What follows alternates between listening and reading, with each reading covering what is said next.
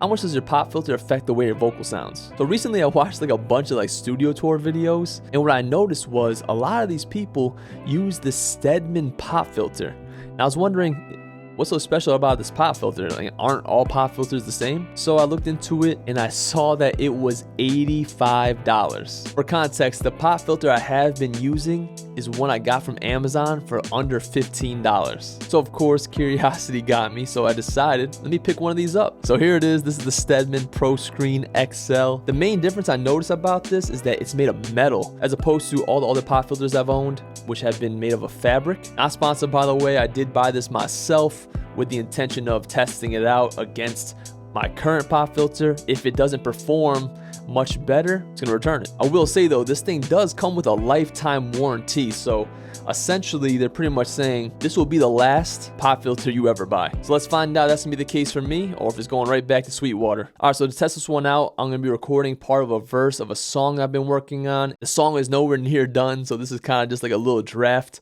I kind of want to just mess around just to see how the vocals sound. All right, so this is gonna be the recording setup. It's gonna be the Slate ML1 going straight into the Apollo. And with the filters right here, we're gonna move it right over when we do the shootout, just to keep the same distance. That way, it doesn't affect the sound any differently. Now in the box, we're gonna be using the Slate FG800 emulation, going into a 1073 style preamp at 20%. And this is gonna be for both filters, of course. Yeah. No matter how I bounce, I'ma bounce back. How I know I'm up good if I'm never down bad. Everything gourmet, put it in a brown bag. Put things in all moving fluid, no mouse pad. Everything been good? Yeah, I doubt that. Not that I ain't wishing you well. I just know that these people, they've been giving you hell. But then again, you the devil, so you revel and keep fighting till they ringing the bell. Yeah. Yeah. No matter how I bounce, I'ma bounce back. How I know I'm up good if I'm never down bad. Everything gourmet, put it in a brown bag. But things ain't all moving fluid, no mouse pad. Everything been good? Yeah, I doubt that. Not that I ain't wishing you well. I just know that these people, they've been giving you hell. But then again, you the devil, so you revel and keep fighting till they ringing the bell. Yeah. All right, so the vocals have been recorded, so let's hear how they sound. All right, so this is what we're gonna do just to make it interesting. I'm going to change these to just vocal and vocal. Label these as well, make them the same size. I'm just gonna close my eyes, mix these up a bunch, decide which one I like better, and then I'll go back into the footage to see which one's which. So let's mix these up.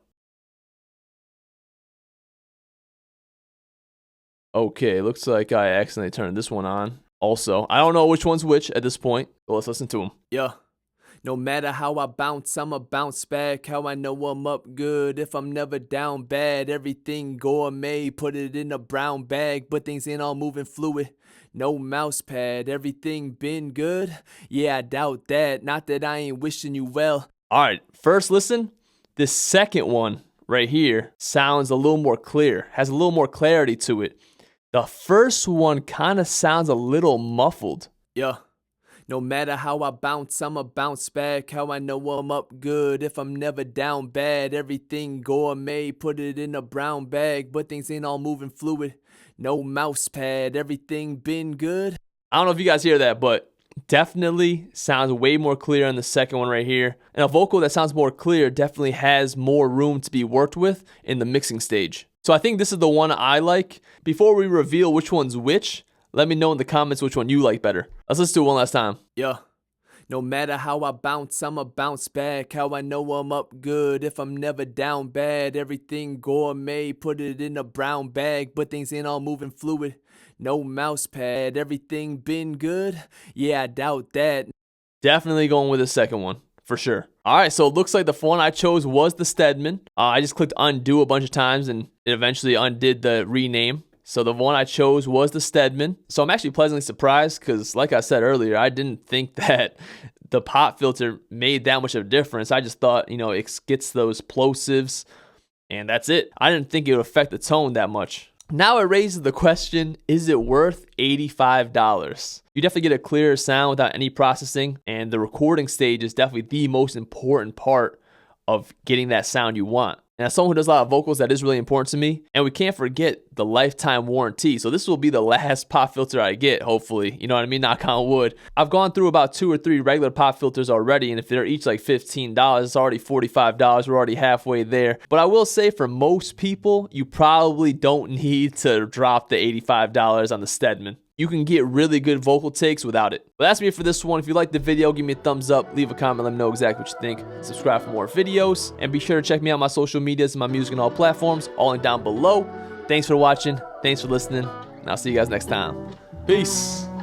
They don't know what it takes for you to chase your dreams. All these sacrifices, don't know what it brings. This just feels so right, yeah. This just feels so right, feels